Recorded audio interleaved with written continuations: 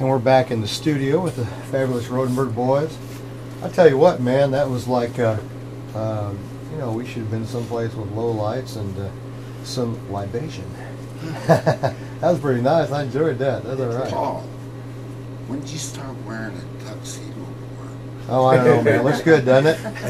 Man, I know. You know, you just well, I mean, tired of all like that the trash. Last time I was up here, you were in like blue jeans. Yeah.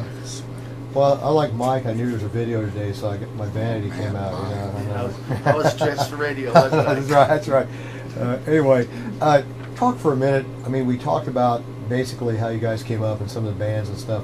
Just talk for a minute about some of your influences, and if you want to go far back, you can. But what's driving you today? I have a $600 truck. I'm talking about musical influences, not GM influences. All the money you made over the years—that's a shame, you know. Actually, I liked Eric Burden and the Animals when I was in college. We did a whole lot of stuff. Well, I was in a band called the Rogues Blues Band. We did a whole lot of Eric Burden songs, which I found out later were all the old blues songs kind of readapted. Right. And then Ray Charles, that was during the dance at the, what was it? St. Mary's in the 8th grade. That's back in the day, yeah. It's like when the nuns and priests were up there, you know, and if you got too close to the girl, they came up and said, hey. She's okay. And they played, you give your hand to me. Let's do that song. Oh, man. I tell you what, it was so good. And I thought, who is that guy? You know, it didn't sound like nobody else. So, anyway, that's what influenced me. And then Joe Cocker, of course. Right. As a jazz and blues performer, because I mean, a lot of people who have known you your whole career know about the rock stuff, but they kind of know you now as not only a blues performer, but you kind of have that New Orleans vibe. Can you talk about some of the influences there? John. There you go. Max Revenack. The doctor. Yeah. Yeah, it's cool stuff. Excellent, excellent. But you know what? I think when people play their songs from their heart, and always do it, and people show up and they know they're going to do it. I mean, it's like Mikey. You know he's going to play. He's going to play his butt off no matter where he goes. It doesn't matter if we're at a party someplace or Shea Stadium.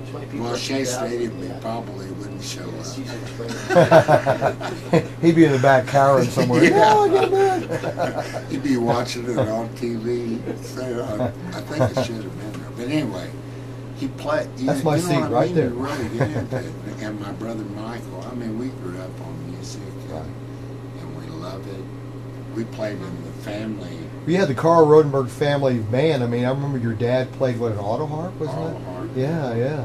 Michael was playing guitar during that. My other brother played upright bass. But we were on the nursing home circuit.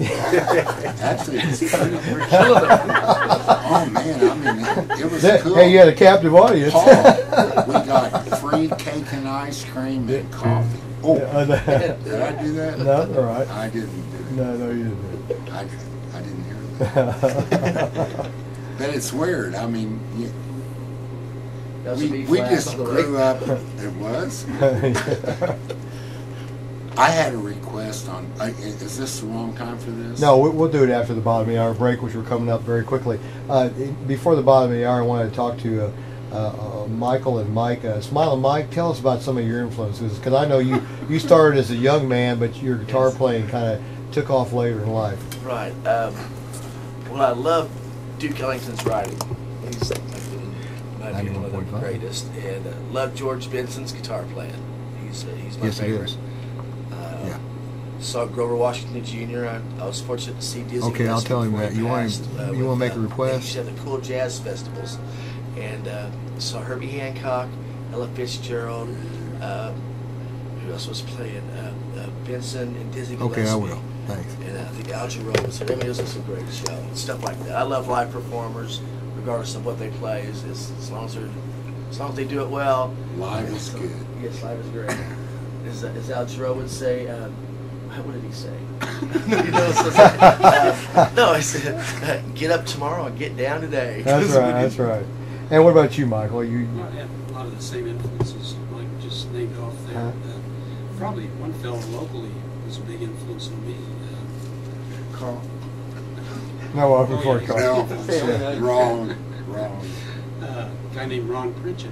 Oh yes, Ron is well known. I took lessons from him, a couple of years of lessons from him, and he really turned me on to some really jazzy cards, and it just really helped in my bass playing. And you know, we were up a couple of weeks ago. The Harmons were playing up at the Edgewater, and it was, I think it was an MDA fundraiser, and he came up there and sat in. And not only did he sit down on the guitar, but more than anything else, he played bass. And I mean, you forget what a great bass player the guy is on top of everything else. Yeah, it's fantastic. Well, I took guitar lessons from him. I hadn't heard him play bass probably until maybe a year ago. That's the first time I ever heard him. But and actually, I knew he played upright at one time also. And I called him probably about a year ago because I was wanting to learn more upright. If there's anybody local to talk to about it. Sure. He really didn't have anybody local or anything, but he said a guy named Ray Brown.